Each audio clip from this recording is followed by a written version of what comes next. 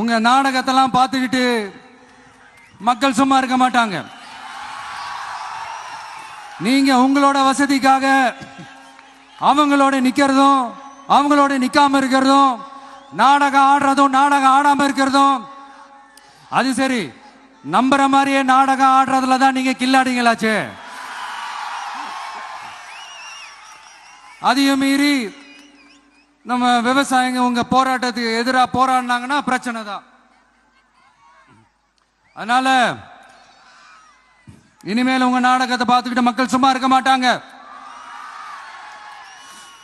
உங்களோட இந்த விமான நிலையத்துக்காக நீங்க ஆய்வு செஞ்ச இடத்தை மறு ஆய்வு செய்யணும்னு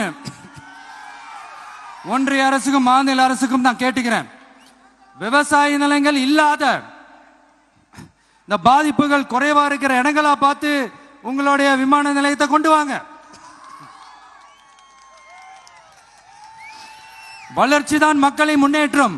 ஆனா அந்த வளர்ச்சின்ற பேர்ல நடக்கிற அழிவு மக்களை ரொம்பவே பாதிக்கும்.